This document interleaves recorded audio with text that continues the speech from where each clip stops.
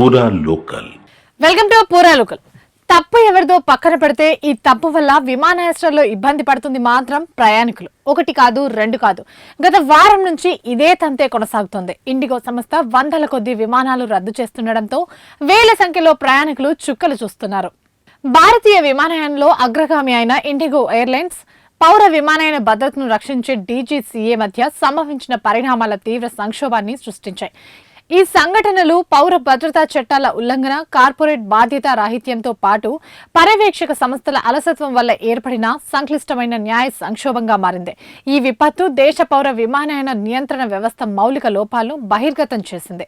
విమానయాన రంగంలో గుత్తేదాధిపత్యమే ఈ సంక్షోభానికి కారణమని ఆరోపణలు వెల్లువెత్తుతున్నాయి.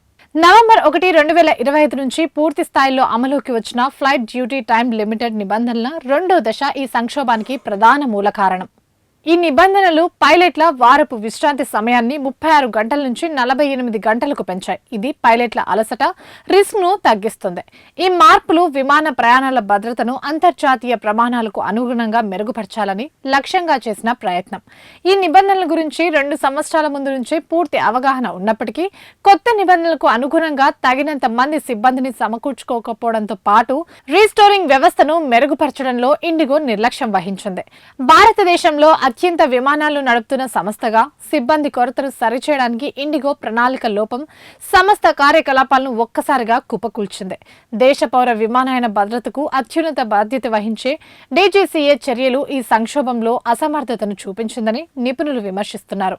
డీజీసీఏ ఇండిగోకు షోకాజ్ నోటీసు ఇవ్వడం న్యాయపరమైన చర్య అయినప్పటికీ వేలాది విమానాలు రద్దై ప్రయాణికులు విమానాశ్రయంలో చిక్కుకుపోయిన తర్వాత డీజీసీఏ ఇండిగోకు షోకాజ్ నోటీసు ఇవ్వడం న్యాయపరమైన చర్య అయినప్పటికీ వేలాది విమానాలు రద్దై ప్రయాణికులు విమానాశ్రయంలో చిక్కుకుపోయిన తర్వాత మాత్రమే డీజీసీఏ స్పందించింది.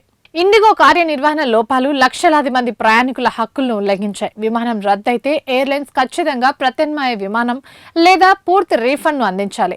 సరైన సమయంలో సమాచారం ఇవ్వకపోతే ప్రయాణ సమయాన్ని బట్టి 5,000 నుంచి 10,000 వరకు నష్టపరిహారం చెల్లించాలి. ఈ పరిణామాలు ఇండిగోపై ప్రయాణికులు వ్యక్తిగతంగా లేదంటే సుప్రీంకోర్టులో దాఖలైన పిల్ ద్వారా సామూహిక నష్టపరిహారాన్ని అలాగే మానసిక వేదనకు పరిహారాన్ని కూడా కోరేందుకు బలమైన న్యాయపరమైన ఆధారాన్ని ఇస్తున్నాయి.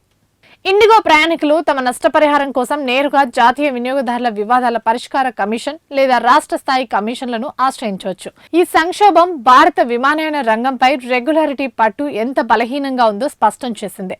ఇండిగో సంస్థ డీజీసీఏ షోకాస్ నోటీసుకు కట్టుబడి ప్రయాణికులకు కలిగిన అసౌకర్యానికి తక్షణమే రీఫండ్లతో పాటు నష్టపరిహారాన్ని చెల్లించాలి. డీజీసీఏ సంస్థ భద్రతను పణంగా పెట్టి ఇచ్చిన తాత్కాలిక నిబంధనల సడలింపులను తక్షణమే ఉపసంహరించుకోవాలి. భవిష్యత్తులో ఇలాంటి సంఘటనలు పునరావృతం కాకుండా ఉండాలంటే డీజీసీఏ తన నిర్ణయంతో పాటు తనిఖీ వ్యవస్థలను పూర్తిగా సమర్థించాల్సి ఉంటుంది.